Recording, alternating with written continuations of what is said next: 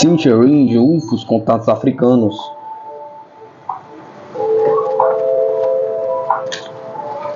Capítulo 13. O caso da quadra de tênis de Rosemead. Tudo aconteceu na noite de domingo, 12 de novembro de 1972, quase um ano após o trauma produzido pelo UFO de Fort Beaufort. Desta vez as provas foram claramente visíveis e eram muitas as testemunhas. Rosemead fica num entroncamento ferroviário a 10 km de Middelburg, no Cabo, assim como Loxton. Este é um pequeno vilarejo para lá, quase perdido nas vastas expansões de Caro, viajando para lá de carro com minha amiga Peggy McLean. Quase que passamos direto. De repente vislumbra-se o lugar e provavelmente a presença do campo militar que o ladeia e que é a fonte de existência da maioria de sua população. A primeira prova da presença do UFO ao nível do solo nos é apresentada por uma declaração jurídica assinada por Stephanus Jacobus Russo, soldado atirador. Aquele domingo tinha sido extremamente quente, com temperaturas acima de 40 graus. Russo era estagiário no campo militar de Rosemead e, para se deleitar com a pouca brisa que soprava naquela noite quente, ele e alguns amigos estavam deitados em colchonetes do lado de fora da sala de tarefas. Eles estavam olhando em direção sul e a noite estava clara. Tinham também uma visão desobstruída da quadra de tênis que ficava exatamente à frente deles, a uns 200 metros de distância. Eram umas 8h15 da noite. De repente, o Russell percebeu umas luzes vermelhas circulando acima da quadra de tênis.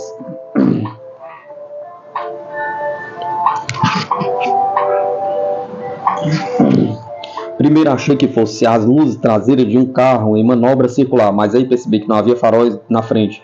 Foi nesta etapa que ele chamou a atenção de seus amigos, artilheiro TK-1000 e soldado GJ Buitendash, para verem as luzes. Rousseau disse: as luzes estavam a 1,5 metro acima do solo, mas depois de fazer algumas voltas desapareceram. Eu não ouvia ruído algum. Os homens discutiram entre eles durante algum tempo, resolvendo afinal relatar o assunto, pois estavam incertos quanto à receptividade que teriam suas palavras tanto na polícia como entre os militares. Enquanto isso, o diretor do ginásio Junior School, Harold Truter, que atendia a pequena população de Rosemead, estava a caminho de sua casa após passar o fim de semana com amigos em Port Elizabeth. Truter também fez uma declaração escrita para a polícia onde diz: sexta-feira, 10 de novembro, eu tranquei minha casa e fechei o portão da quadra de tênis com um pedaço de arame. Estava tudo normal. No domingo, dia 12, ele voltou para casa por volta das 20h25. Entrou, acendeu as luzes, seguindo pela esposa e pelos filhos. Saiu novamente para descarregar o carro quando notou uma luz estranha no céu. Não conseguia definir o que fosse, nem sua distância. Ele disse que isso parecia com um feixe de luz de um holofote. Chamou sua mulher para olhar também. A luz não brilhava muito e permanecia estacionada no céu, num ângulo de 90 graus. Ele não sentiu medo, achando que fosse algum tipo de fenômeno natural. Lá pelas 21 horas saiu para guardar o carro. O raio ainda estava visível, mas agora tinha se deslocado para um ângulo de 45 graus. Ele comentou: desde o começo não tinha se apresentado como luz brilhante, mas agora estava ainda mais fosco. A garagem se encontra ao lado da quadra de tênis do ginásio, inclusive a parede da garagem e a mesa da quadra de tênis. Depois de trancar o carro na garagem, Truter afirma que havia ainda bastante luz para discernir umas manchas escuras na superfície da quadra de tênis. Eu via manchas pretas na superfície da quadra, contudo, o portão ainda estava com o arame que eu havia colocado na sexta-feira, mas havia pedaços de asfalto espalhados na quadra e havia buracos também. Em alguns lugares, a superfície escura estava completamente levantada, separada da base de cinzas de carvão que a forravam. Truter estava bastante preocupado. A quadra de tênis tinha apenas 1 ano e meio de uso e ele estava constatando um dano enorme. Comunicou-se imediatamente com o Sr. D.C. Van Wyck, proprietário do Hotel Rosemead e presidente do comitê diretor do ginásio. Van Wyck foi imediatamente para lá e resolveram chamar a polícia de Middelburg. Não havia posto policial em Rosemead. De volta para Middelburg, um sargento da polícia da África do Sul, Johannes Jurgens Gussen, estava a caminho do posto policial para entrar de serviço. Deviam ser Umas 21h20, ele estava caminhando pela rua Mintigay, quando notou uma luz estranha no céu. Entrei na sala da delegacia pegando os binóculos para observar o objeto. Parecia uma estrela e só acomodava de vermelho para branco. Para verde, seu movimento era de cima para baixo, de baixo para cima, no céu e lateralmente. Seu formato também mudava o tempo todo. Gusen comunicou seu avistamento ao policial Brasley e ambos passaram a observar o UFO, que no momento estava se dirigindo para o sul. Gusen relatou: a cerca de 21h35 recebemos uma comunicação de Harold Trutter pelo telefone, dizendo que havia ocorrido algo de estranho na quadra de tênis do ginásio de Rosemead. Gusen e Brasley foram investigar o que ocorrera. Gusen diz: chegando em Rosemead, notei uma faixa de luz branca partindo da quadra e continuando em direção à lua. Daí a pouco esta luz desapareceu. Os dois policiais notaram também que o portão estava fechado e a própria quadra era toda circundada por uma tela de arame de 1,60 m de altura.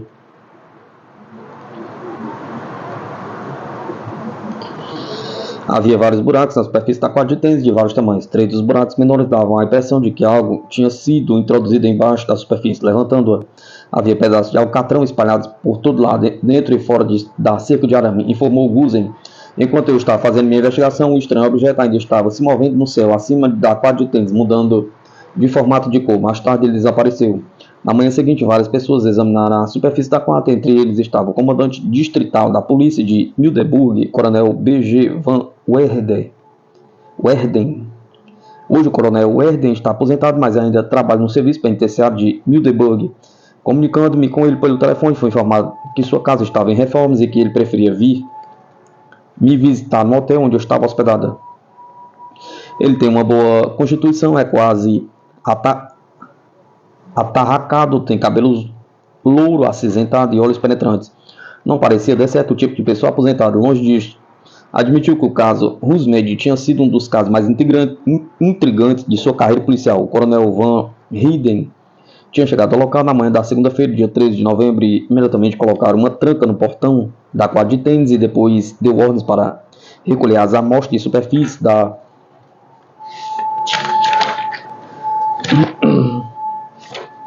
amostra, as amostras da superfície danificada e enviá-la para o laboratório da polícia de Pretória. O que mais me intrigou foi que todas as marcas encontradas tinham o mesmo formato e estavam à mesma distância uma da outra. Ele me disse: havia ao todo 5 marcas no chão. As 5 marcas formavam um semicírculo ao longo dos riscos da quadra. Ao lado de cada um dos buracos maiores, aproximadamente 1 metro de distância, havia um buraco menor. Harold Trutter falou: grandes pedaços de alcatrão tinham sido misteriosamente arrancados da quadra e pesavam cada um 12 quilos e foram achados a uma distância de até 3 metros do lugar. A espessura do alcatrão na quadra era de uns 7 centímetros. Abaixo deste havia outra camada de cinza que não tinha sido mexida. Aparentemente, a camada de alcatrão exterior tinha sido levantada e posta de lado. Uma placa de alcatrão de uns 60 centímetros de diâmetro jazia a mais de 2 metros de distância de sua posição original. Estava em posição invertida, facilmente identificável, porque quando a virei havia ainda a linha branca de demarcação da quadra nela. Trutter confirmou que, apesar do alcatrão ter sido arrancado dos buracos menores, as bordas dos mesmos estavam comprimidas e os buracos estavam afundados, como se tivesse sido exercida forte pressão sobre eles. O tamanho destes buracos menores era de 20 a 30 centímetros de diâmetro. Os buracos maiores tinham até 1,5 metros de largura. O coronel Van Herder me contou: ao fazer uma investigação minuciosa no local, encontramos alcatrão a uns 200 metros de distância, um morro acima da quadra. Parecia até que tinha caído do alto. Aparentava isto. Uma das teorias apresentadas com persistência era de que o alcatrão lançado para o alto, arrancado do solo, era devido a uma explosão. O argumento apresentado era que, por ter uma camada de cinza embaixo do alcatrão, houvesse tido um aumento de calor excessivo, junto a um aumento de pressão. Poderia ter acontecido que a camada de cinza inferior tivesse explodido, ocasionando os danos encontrados.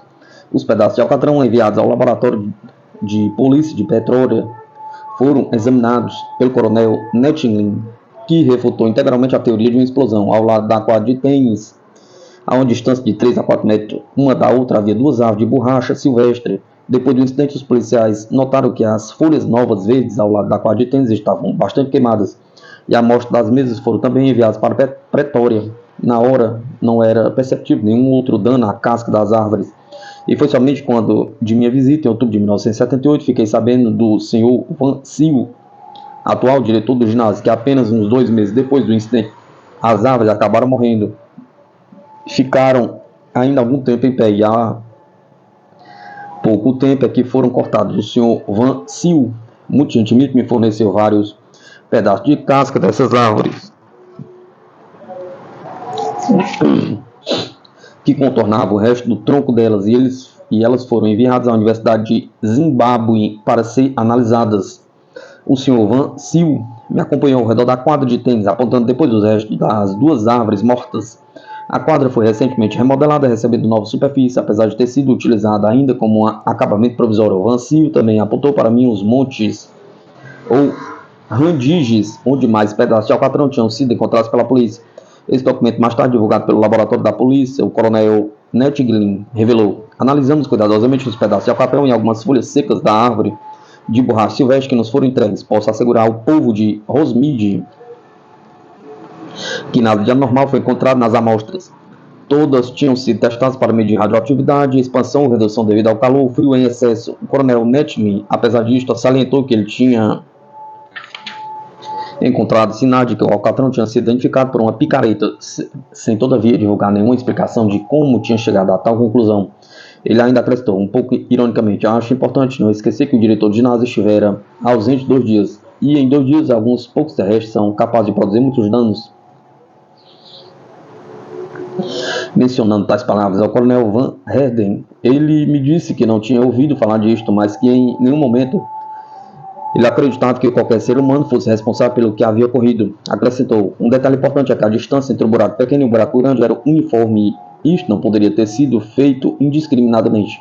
Parece-me que houve algum sólido maior pressionando o alcatrão para baixo, com forçado algo parecido, produzindo um buraco menor. Ele disse também que não poderia ter sido brincadeira de algum travesso nem de outras pessoas. Um fato interessante fora-me dado sobre o avistamento por Gert Pretorius, funcionário dos Correios de Mildenburg. No momento da ocorrência, o relato de Pretorius tinha sido entregue à imprensa e eu tinha lhe escrito pedindo informações ulteriores, mas ele não me respondeu. Agora que eu estava no lugar, aproveitei para visitá-lo em sua própria casa. Quando eu e Peg chegamos, ele estava dormindo, mas com a hospitalidade característica do povo de Caro, ele acordou, levantou e imediatamente nos conduziu para a sua sala de estar. Disse-me: a minha esposa, meu filho e eu mesmo tínhamos saído para dar um passeio de carro naquela noite pela estrada Gref-Heimt. Uma locomotiva veio vindo pela estrada de ferro de Rosemead durante o nosso percurso. Então dei uma volta próxima ao viaduto de Mildenburg e, ao nos aproximarmos de Oberg, uma montanha próxima a Mildenburg, vi esta luz. Era igualzinha à lua e muito brilhante.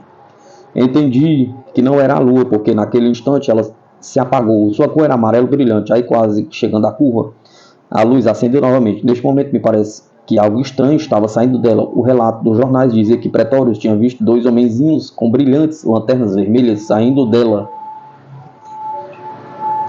Pretorius ficou indignado. Eu jamais falei que eles eram pequenos homens, mas os jornais distorceram tudo. Apenas eu disse que vi algo saindo dela e pareciam ser homens pequenos segurando tochas vermelhas. Pretorius acrescentou: quando cheguei à delegacia para relatar o acontecido, eles me contaram que já havia recebido um relatório do Sr. Kutzer. Sr. Kutzer e sua mulher disseram à polícia que eles tinham se apavorado ao ver um objeto de uns 5 metros de diâmetro aproximadamente. Era uma avaliação aproximada, por ter sido difícil precisar seu tamanho verdadeiro. Era uma luz muito grande e brilhante, garantiu o Sr. Kutzer. Pretorius contou-me também que desde a noite do incidente seu filho tinha começado a gaguejar. Ele foi levado ao médico, que garantiu que em pouco tempo isto ia passar, e Pretorius tinha certeza que a gagueira foi resultado direto do avistamento.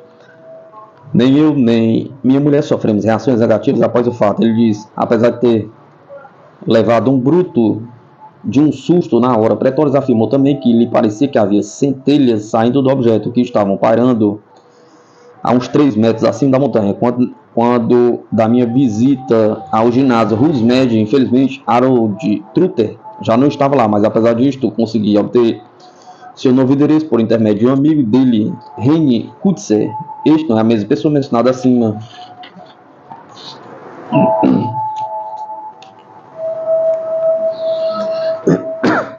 Posteriormente, consegui contatar Harold Truter, obtendo uma descrição detalhada dele. René Kutzer, por sua vez, mostrou-se excelente testemunha, contando-me a história de seu ponto de vista. Kutzer é o dono do posto de gasolina de Rusmid, localizado no interior do campo militar. Ele é um homem bem apessoado, de uns 40 anos, usa bigode, parece-me não ser o tipo de pessoa que se deixaria levar por qualquer embusteiro.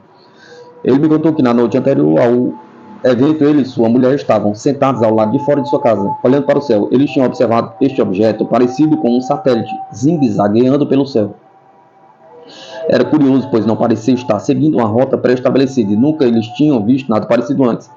Na noite seguinte, eles saíram para visitar amigos. Ao voltar, os Kutzer encontraram Harold Trutter, que os tivera procurado, porque o objeto tinha acabado de levantar voo da quadra de tênis. Rei não chegou a vê-lo, mas na manhã seguinte, cedinho foi ao ginásio para dar uma espiada nos danos. A esta altura poderia ter sido qualquer coisa, porque cada um já tinha formado suas próprias ideias a respeito, esclareceu Kutzer.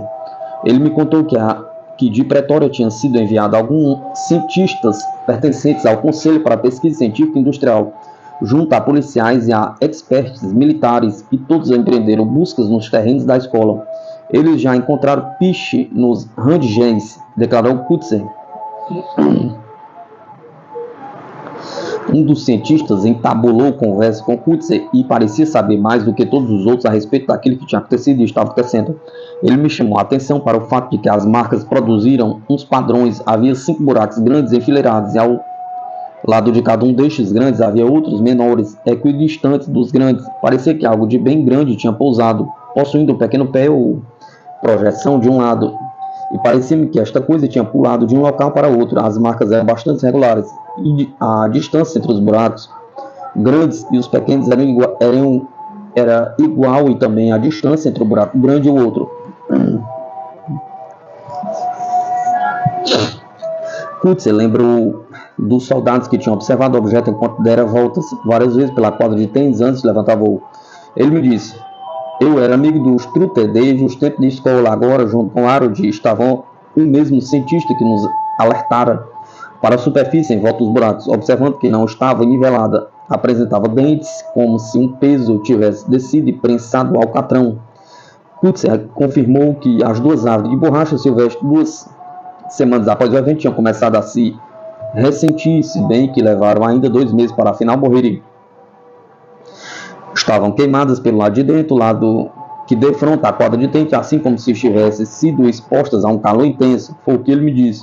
Acrescentou que algumas pessoas de Rusmed acharam que as árvores tinham morrido em consequência de causas naturais, mas ele não aceitava esta versão. Havia tantas árvores na redondeza, e por que então teriam se queimado apenas as 2 que estavam em frente à quadra? Pergunta.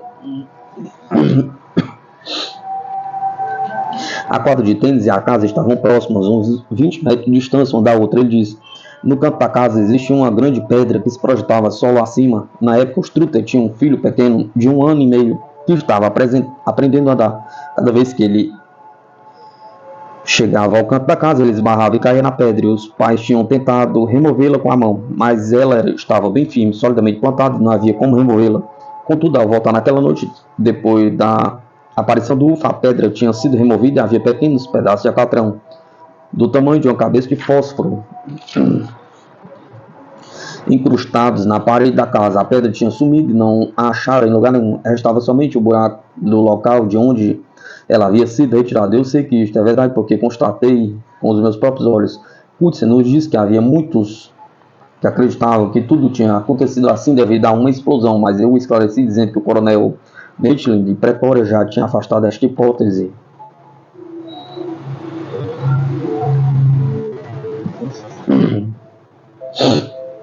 Kutzer acrescentou que, de qualquer maneira, toda esta teoria de explosão não era válida, pois todas as beiradas dos buracos voltavam-se para dentro e não para fora, como teria sido o caso se tivesse havido uma explosão. Mencionei a possibilidade de os buracos poderem ter sido causados por crianças empregando enxadas. Isto a senhora pode descartar de imediato. Kutzer insistiu. Nem se pensou numa possibilidade desta quando aconteceu. Apesar daquilo, o coronel Maitland tivesse a declarar. Kutzer ouvira falar que a imprensa tinha incluído esta ideia como sendo uma possível causa dos danos, mas não havia ninguém em Rusmed que a tivesse endossado.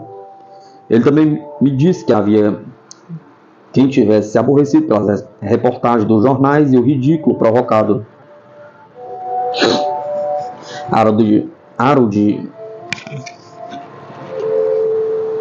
Truter tinha, por sua vez, examinado as várias explicações dadas ao caso. Com seu prestígio, sua declaração tinha peso, e ele afirmou: vandalismo que não foi. E por que? Pergunta. Por que não havia arranhões no alcatrão? E isto seria visível se tivesse sido empregadas, enxadas. Além disto, quem tivesse tido a ideia de fazê-lo teria de ter empreendido o trabalho antes do pôr do sol, e sem dúvida teria sido descoberto. Houve até quem pensasse que o dano foi causado por um vendaval. Esta hipótese ridícula foi ventilada e apresentada como a solução final do caso de Roosmed na televisão nacional, em janeiro de 1979, por um certo professor da Universidade de Witwatersrand. A meu ver, são pessoas como estas que mais atrapalham os casos de UFO, cientistas respeitáveis, cujas palavras são imediatamente aceitas, não tendo eles se envolvido em nenhum momento na pesquisa, aceitando que tivesse sido um vendaval, porque então, com toda a sua violência, porque então nenhuma das árvores frutíferas que cresciam em seu caminho foram danificadas? Pergunta. E como então explicar a simetria dos buracos? Pergunta. E ainda mais, como explicar que a camada de cinza sobre o alcatrão não sofreu nada? Pergunta. Outra explicação apresentada citava como causador os relâmpagos, mas o dia estava claro, totalmente sem nuvens, e não tinha havido o mínimo sinal de uma tempestade elétrica.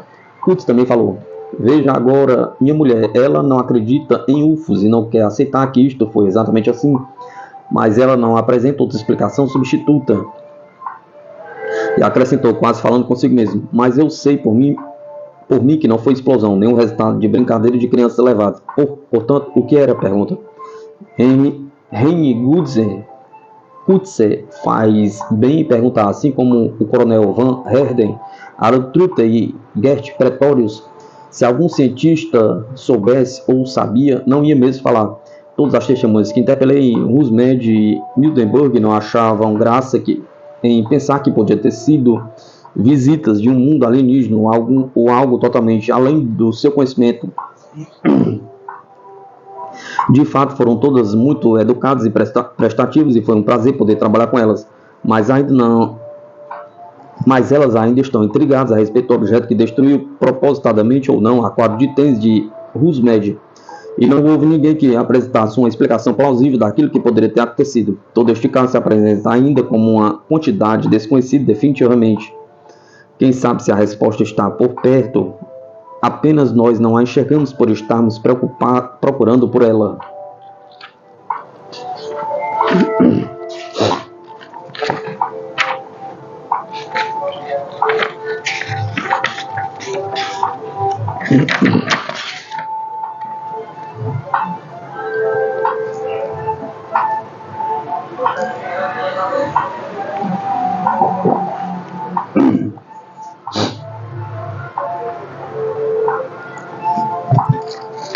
Capítulo 14.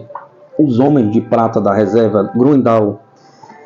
Peguei mal tínhamos terminado das nossas entrevistas para o caso da quadra de tênis de Roosmed quando o capitão Linde, do Departamento Sul-Africano de Polícia para Impressão Digital em Mildenburg, me apresentou uma cópia do jornal Weekend Post de Port Elizabeth, de 21 de outubro de 1978. O cabeçalho dizia: visitantes do espaço no Cabo Leste. A reportagem dava detalhes de um humanoide avistado na reserva florestal de Grondal, próximo de Uitenhage, no Western Cape, Cabo do Leste. Decidimos imediatamente que valia a pena investigar e chegamos em Uitenhage pouco antes de 5 da tarde, no dia 25 de outubro. Fomos direto para a polícia. Contudo, informados que a reserva ficava a 20 km de Uitenhage, resolvemos passar a noite em um hotel em Port Elizabeth e prosseguimos viagem da manhã seguinte. Antes de sair de Uitenhage, liguei para o diretor encarregado da reserva, Sr. D.P. Zeile, pensando que ele tinha condições para me informar a respeito do avistamento ou contato. Para minha surpresa, a moça que me atendeu não me permitiu falar com ele. Acrescentou que Zeile tinha recebido instruções do seu departamento para não falar com ninguém a respeito do acontecido. Não houve como achar uma explicação para isto. No dia seguinte, me comuniquei com Kate Rossi, do Weekend Post. Antes incrédulo, agora ele se mostrou intrigado pelo que estava acontecendo. Convidou-me a ir ao seu escritório. Conversamos longamente depois que vários repórteres e fotógrafos se concentraram à nossa volta. Consegui passar adiante algumas informações sobre o assunto do qual eles pouco ou nada sabiam. A história de Groendahl tratava-se de um avistamento feito por 4 garotos que viram 3 homens de prata na reserva e, consequentemente, a descoberta de um local que bem poderia ter sido de aterrissagem, descoberta feita por Kate Ross e membros da polícia sul-africana. Claro que a primeira coisa que eu tinha a fazer era entrevistar os rapazes que tinham testemunhado a presença dos homens de prata e me dirigir imediatamente para Despatch, a uns 5 km de Uitenhage, onde todos os meninos moravam. Estavam envolvidos 4 jovens colegiais: Peter Simpson, 16 anos, pálido, louro e alto, um estudante standard do primeiro científico; Jane, 15 anos, amigo de Peter, de boa constituição, moreno; Hugo Ferreira, 12 anos, baixo, que reatou e tem joelho e tem olhos brilhantes; Joey Perino, o mais calado dos 4, 13 anos. Peter, filho do Dr. Simpson, clínico geral em Despatch. Todos os meninos falavam afrikaans, a língua nativa da África do Sul, mas Peter era o que falava mais fluentemente inglês, por isso dirigi-me mais a ele. No dia 1º de outubro, que caiu durante as férias escolares, a senhora Simpson tinha levado os 4 meninos para a reserva para fazer caminhadas e passar a noite lá. A segunda-feira amanheceu com tempo bom, mas nublado. A reserva Groendahl é um parque natural situado a meio caminho entre Uitenhage e Despatch. É uma área isolada de serras e vales, com matos chamados pelos sul-africanos de fynbos, capoeira.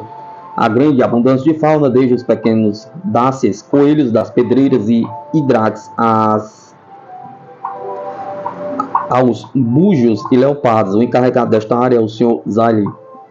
Os meninos tinham combinado com a senhorita Simpson para ir buscá-los ao meio-dia, no local do monumento de pedra que foi erigido em comemoração da abertura da reserva. Neste local o terreno é bastante limpo, existindo lá apenas uma ou outra árvore, oferecendo sombra no calor do dia. A estrada de cascalho que leva até a reserva também para neste local, e apesar de não ser muito boa, com sulcos profundos em certos pontos, em outro, uma espessa folhagem que quase impede o caminho, assim mesmo dá acesso à área. Cansados após a caminhada, quando era mais ou menos 11h15 da manhã, os 4 estavam sentados no chão, naquele local, à sombra de uma grande árvore, esperando sua carona. Peter Simpson nos disse: nós todos os 4 vimos este negócio cor de prata, reluzindo entre as árvores do lado oposto de onde estávamos, a uns 900 metros. Pensei que fosse uma grande pedra reluzindo à luz do sol. Estava na direção de Strindonsberg, à esquerda de onde estávamos. Quando, na mesma hora, Jane apontou para um outro ponto a oeste da pedra brilhante, aos 275 metros de onde estavam. Eu vi 2 homens de prata lá, de pé, ele afirmou. Na realidade, ele empregou a palavra monstro em afrikaans, mas acho que esta palavra foi lhe sugerida posteriormente, não era a sua primeira impressão. Peter notou a presença dos homens quase na mesma hora. Quem você pensou que fossem? Perguntei. No começo, pareciam homens comuns e nós pensamos que fossem ladrões de caça, mas então descobrimos que eles estavam vestindo um macacão de prata, igual aos dos bombeiros. Hugo Ferreira disse: eu pensei que suas roupas prateadas se pareciam igualzinho a papel de alumínio de chocolate. Peter acrescentou: o que me impressionou foi suas roupas estarem brilhantes daquele jeito, eram totalmente de prata e não distingui o rosto nenhum. Primeiro havia 2 homens e eles se moviam de uma maneira estranha, não se notava nenhum movimento de caminhar, como se eles estivessem deslizando sobre a superfície. Hugo Ferreira e John Perino concordaram quanto aos movimentos, ambos tendo a opinião que parecia se movimentar sobre patins. Peter disse: os 2 homens vinham vindo na direção do objeto reluzente. Quando chegaram a meio caminho do morro, um terceiro homem os alcançou, e este estava carregando uma mala de prata quadrada. Não sei de onde apareceu o terceiro homem, ele apareceu de repente.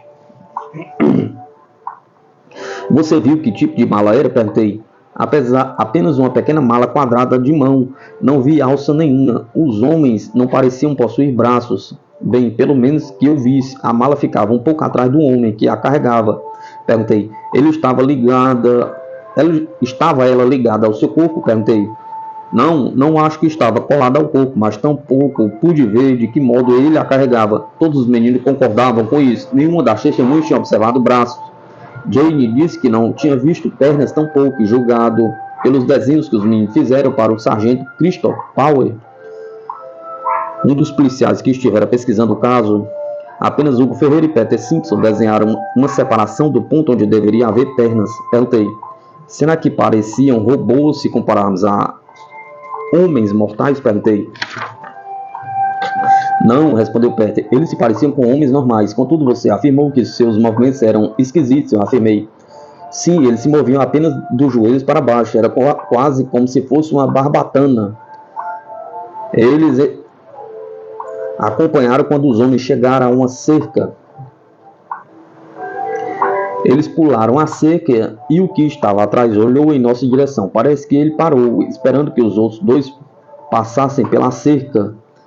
E depois ele olhou para nós. Então eu vi que o terno de prata que ele estava vestindo cobria sua testa, e onde deveria estar sua face estava cinza. Você acha que ele o viu? Perguntei. Sim. Você procurou comunicar-se com ele de algum modo, como, por exemplo, assinar para eles? Perguntei. Não, respondeu Peter.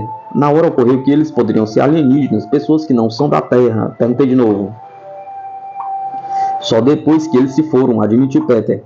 Você já leu algum livro sobre UFOs ou assistiu a algum filme sobre o assunto, como Contatos Imediatos de Terceiro Grau? Perguntei. Todos os meninos responderam que nada tinham lido sobre UFOs e nunca tinham assistido a filmes sobre este assunto. Perguntei a Peter quais os seus interesses escolares. Ele me disse: história. O que é que você pensou na hora? Perguntei. Não pensei nada, disse Peter. Nós apenas ficamos olhando. Vocês estavam conversando? Perguntei. Não, mais tarde conversando com a senhorita Simpson, mãe de Peter. Ela me disse que Peter revelou que durante o avistamento ele se sentiu completamente desorientado, como se estivesse sozinho no morro,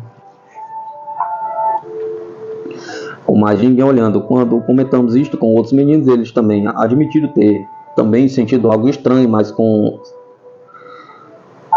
pesar tive que descartar esta afirmação por estar talvez representando apenas sensação coletiva, pois por só ter se apresentado depois das discussões gerais. Qual foi a reação de vocês depois que viram os homens? Perguntei. Nós ficamos agitados, resolvendo deixar o monumento de pedra e irmos para a casa do Sr. Zelle e esperar lá por minha mãe. Foi o que Peter explicou. Depois que os homens pularam a cerca, o que aconteceu então? Perguntei. Peter explicou. Eles foram ao longo da cerca em direção ao topo do morro. Lá desapareceram a uns 550 metros de distância de nós. Mais tarde, o sargento Powell me informou que da base ao topo daquele morro são aproximadamente 450 metros. Eles passaram para o outro lado do topo do morro? Perguntei. Não, eles sumiram de repente, explicou Peter. Hugo Ferreira disse que quando os homens sumiram, ele notou que também aquela coisa redonda já não estava lá. Jane acrescentou. Eles subiram o morro, ladeado a cerca e até desaparecerem. Declaração confirmada por Joey Perino. O percurso total dos homens foi calculado em 275 metros. Peter Simpson notou mais duas coisas em relação à estranheza dos homens em questão. Ao subir a montanha, que é difícil, eles não se curvaram como faziam os homens normais. Eles se mantinham erguidos. Ao falar com a senhorita Simpson, ela disse: Peter achou que um ser humano normal, um homem de fibra mesmo, levaria uns 10 minutos para subir aquele morro. Ela acrescentou: olhei para ele e pensei que eu teria levado um tempão a mais. A segunda coisa interessante é que, de acordo com Peter,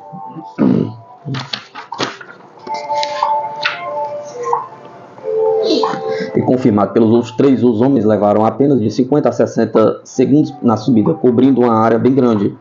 Apesar das palavras da senhorita Simpson, achei que até ela estava subestimando a distância coberta pelos seres quanto ao tempo.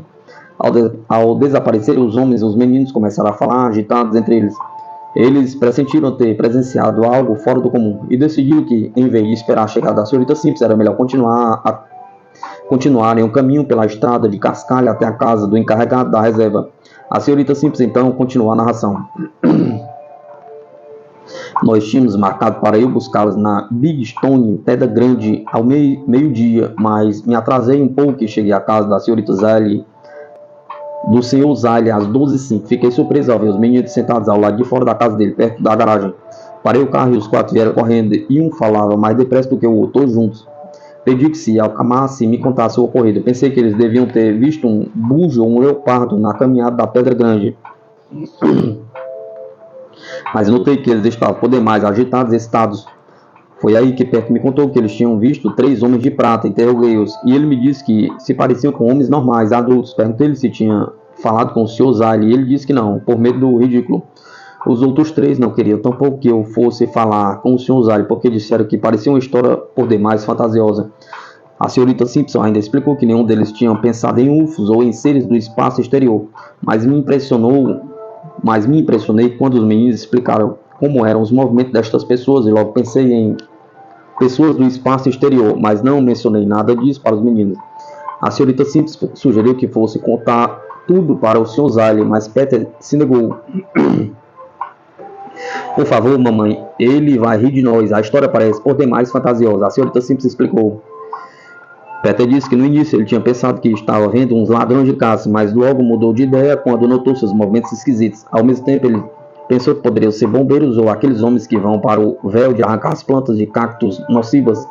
E depois Peter me disse que eles não poderiam ser porque não se moviam como normalmente as pessoas fazem. O que mais me impressionou e me fez refletir sobre a possibilidade de alienígena foi quando Peter me disse: mamãe, aquele caminho da montanha é subido e um ser humano normal teria que se curvar para a frente ao subir. E não há ser humano capaz de subir a montanha com tal velocidade. A senhorita Simpson insistiu em consultar o Sr. Zale. Foram então para o escritório dele e contaram-lhe o ocorrido. A senhorita Simpson continuou dizendo: ele estava um tanto cético. Parecia saber que havia algo, mas não quis mencionar o que. Tive a impressão que ele estava acreditando nos meninos, mas que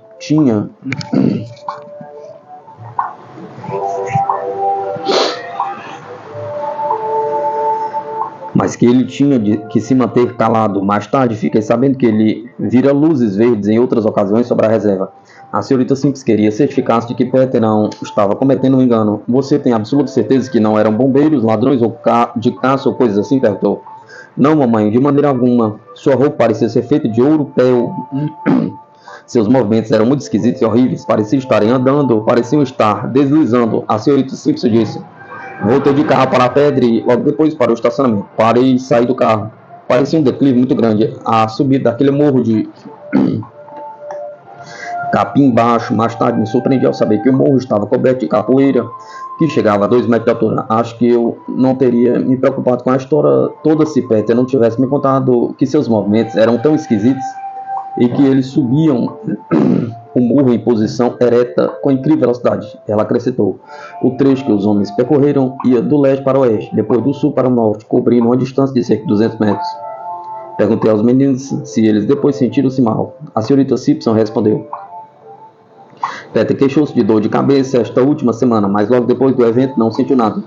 Ela acrescentou: Peter me contou que quando esses homens chegaram à barreira, os meninos não distinguiram se eles deslizaram sobre ela ou saltaram, pois não dava para enxergar claramente a cerca. Quando o terceiro homem se virou e olhou para ele, sua face estava reluzindo.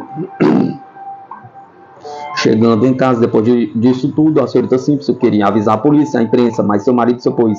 Foi por este motivo que houve atraso na divulgação do caso. A senhorita Simpson levou dias para persuadir o marido que o assunto tinha de ser notificado, e afinal ele concordou, depois que os meninos continuaram persistindo em seus relatos. Então a senhorita Simpson contou a Kate Ross do jornal Weekend Post de Port Elizabeth, e ele veio imediatamente entrevistá-los. Ao mesmo tempo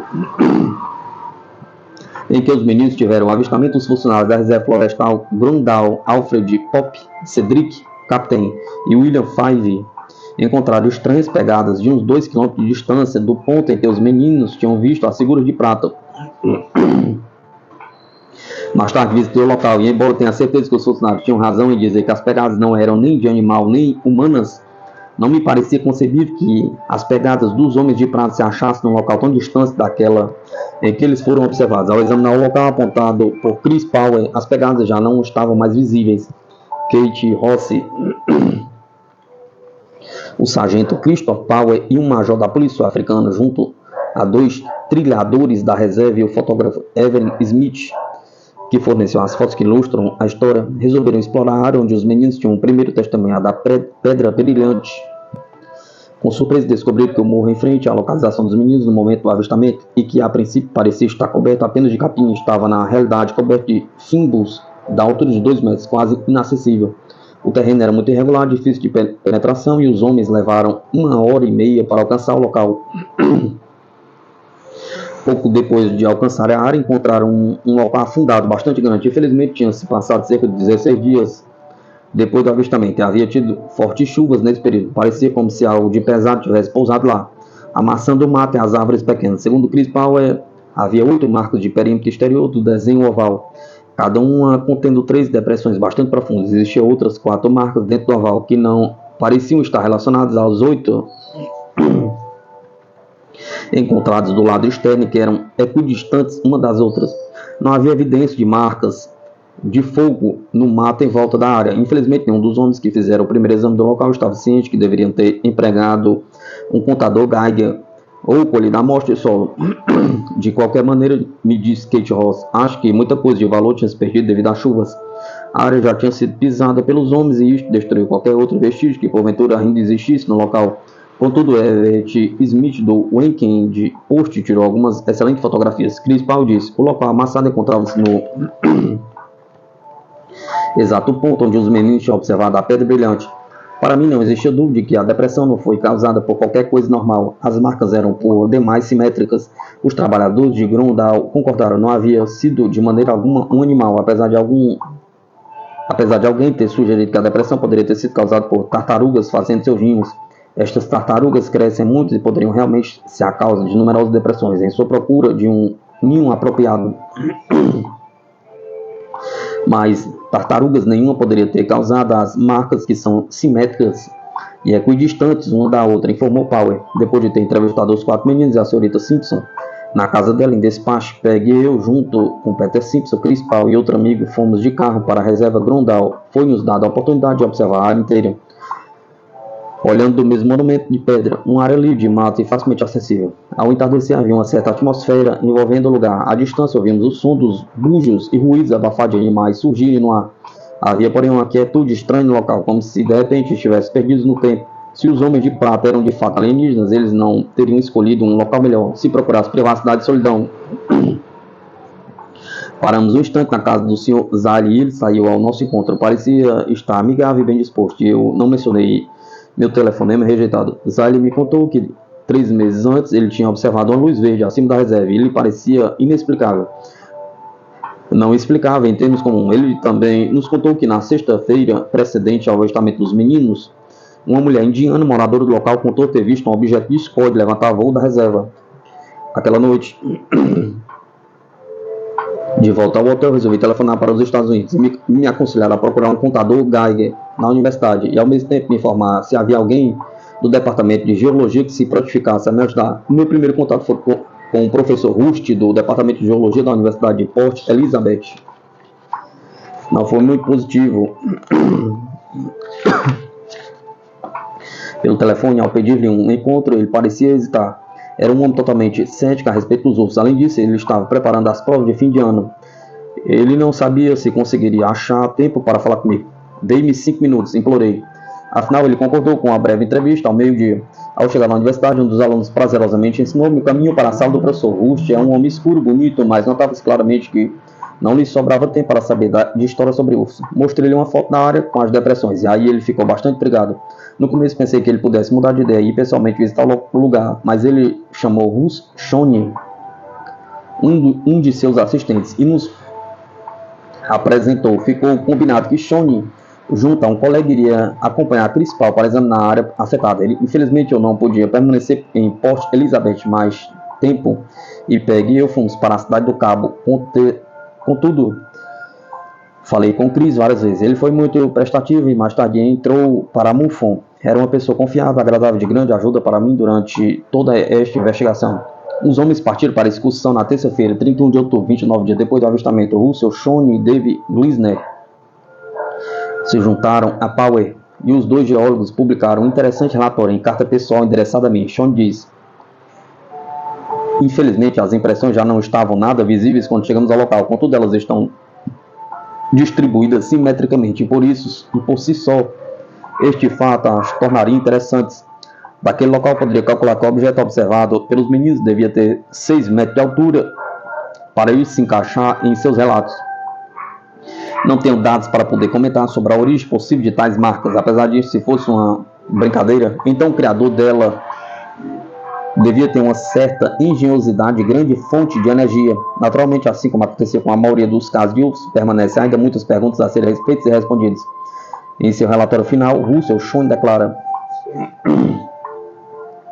havia 9 impressões distintas, tanto quanto foi possível discernir, em disposição simétrica. As distâncias entre as marcas foram medidas com o emprego de uma fita métrica metálica e foram parceladas.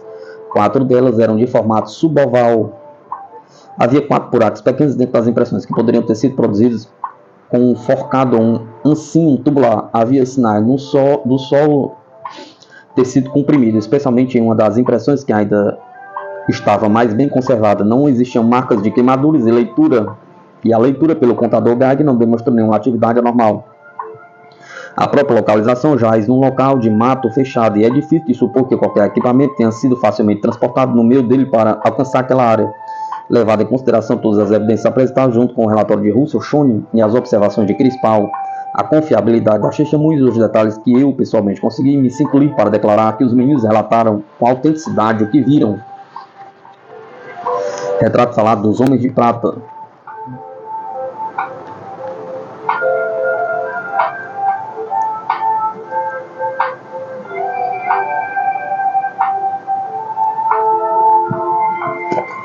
Cynthia Rind Wolf, Contatos Africanos.